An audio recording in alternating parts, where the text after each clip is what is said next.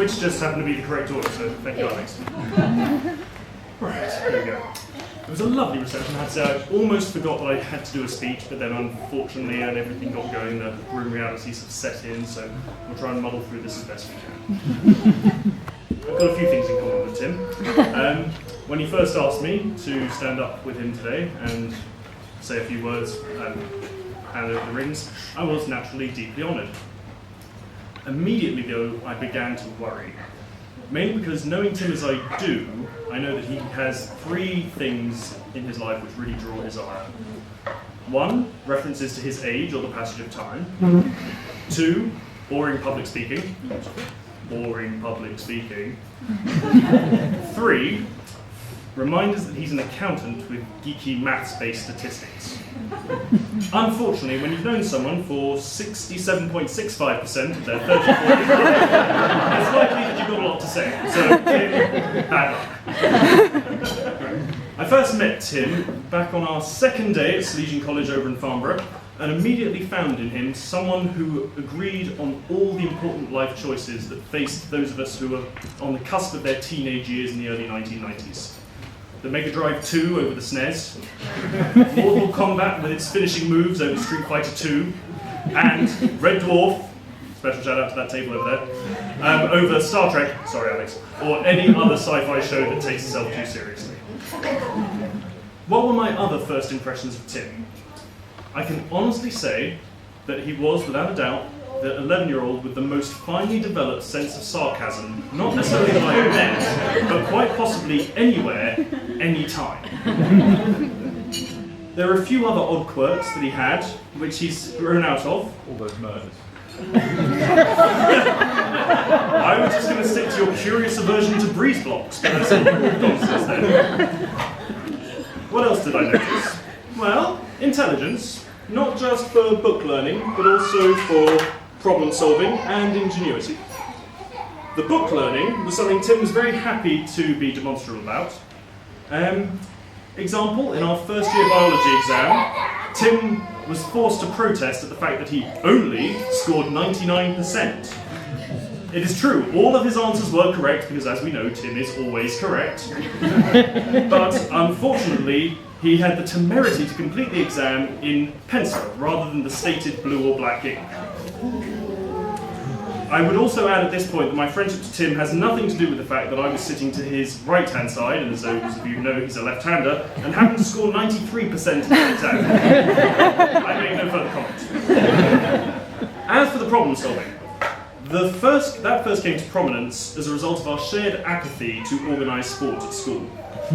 Faced with the reality of a cross-country run on a bleak October day, doing laps around the George V playing fields in Farnborough, Tim immediately picked out the single most important feature of the route. The pavilion sitting 400 metres from the start line, 200 metres from the finish line, which offered complete cover from any of the teachers observing the intervening 2.5 kilometres. After a pleasant while, where we sat and watched the rest of the year, about a fifth of the year group huff and puff their way past, we then joined the back of the leading pack, though Tim did offer a cautionary, not too strong a finish, just in case he got selected for our cross-country team. Now, a few other things which I'm going to draw a line under though. But after all that, you might just think that I'm trying to focus on some of Tim's more mischievous traits. But actually, there's a different message I want to draw out of there. And that is that right from the start, over the last 23 years, Tim has been one of the best friends that you could hope for, who's stuck by all of his friends, myself, Kieran, Dave, Nick, Ed, and offered a helping hand whenever it's been required. 10 years ago, when I found myself needing to find a proper job, almost by default I found myself looking to apply in banking. There was only one small problem, that my C-grade GCSE in maths was unlikely to clear the necessary hurdle to get through the interview process. Tim took the time to coach me through and got me to the standard required to pass. I can honestly say, were it not for Tim, I wouldn't be where I am now. I'm not jury's out on that, by the way. Now, needless to say, you want to spend time with someone like that, and you wouldn't stand them up if another invitation arose.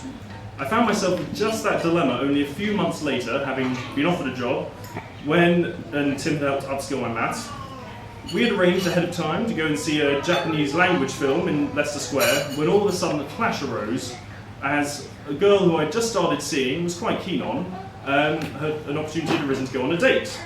What do you do when faced with this dilemma? The decision was simple. I simply asked her to come along with us to watch the film.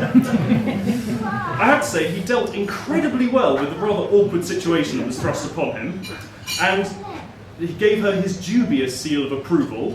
I'm sure he wrote which, but it's summed up with "she's great," and proved again why he's such a good friend.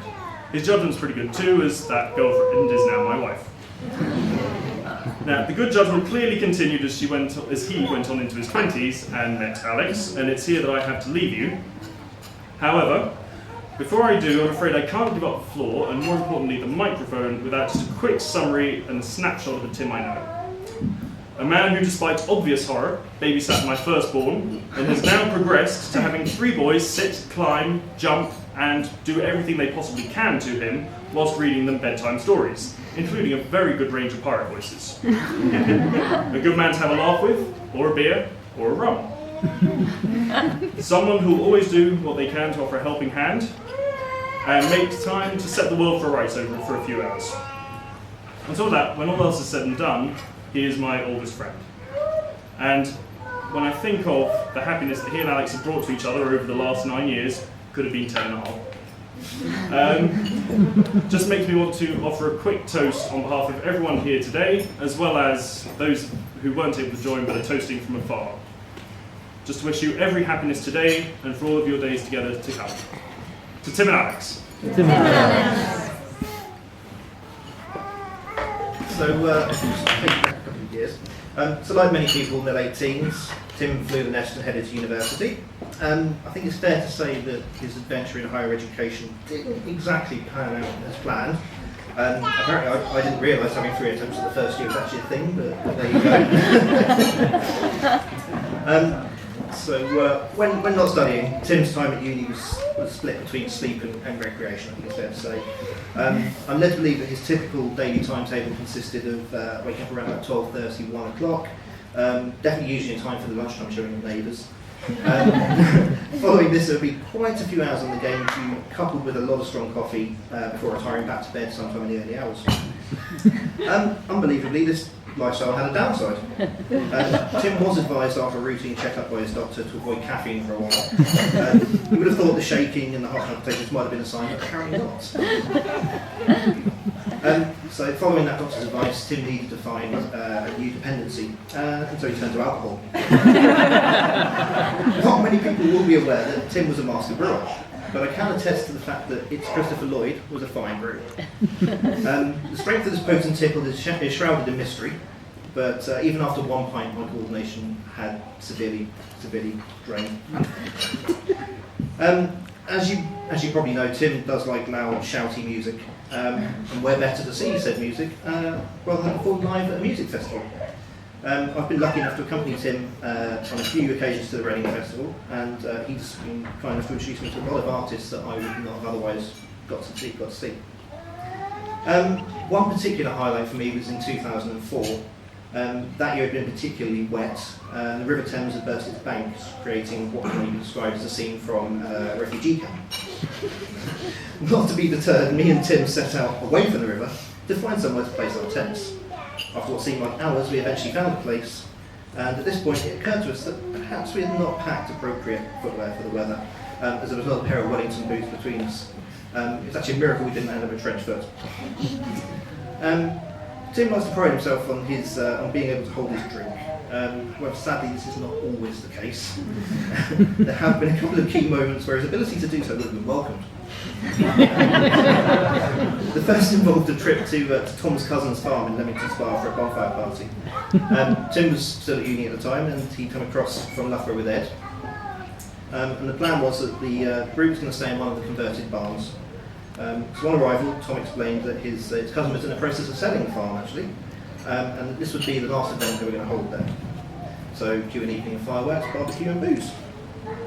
Good times had by all, and some more than others, Tim. We all retired at some point in the early hours and fell soundly to sleep.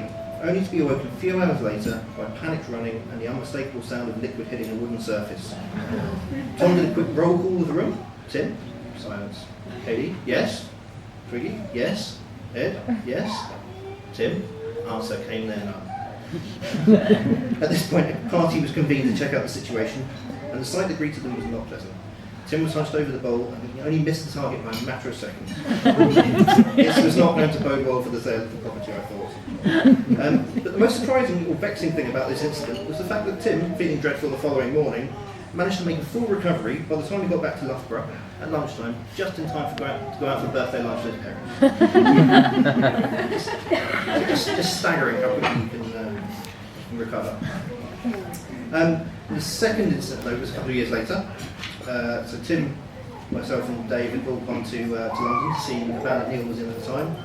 I think it was Good Friday, so we'd all had a long weekend ahead. We decided to stay at Dave's place in Aldershot that night.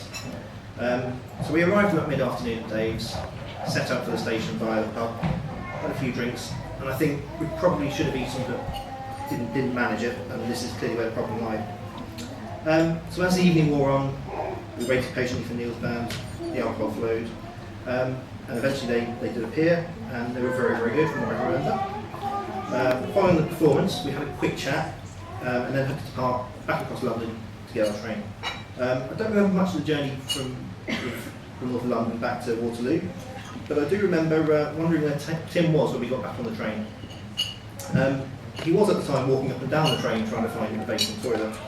Eventually he did find one and was pressing the button trying to get it to open, and nothing would happen. To his horror, it was getting worse and worse, and eventually he just had to find somewhere, and the vestibule came to hand. With pure comic timing though, just as unfortunately Tim's in dire straits, the door swings open and there's nobody in there. So we arrive at Aldershot and make hastily for Dave's, running away from the train. And I still have pictures somewhere of Tim sat beside the station on the road with his head in his hands, wondering why the world won't stop spinning. Dave, being a true friend and much stronger than myself, then supported our fallen hero back to the comfort of his sofa to sleep in. So, well done, Tim.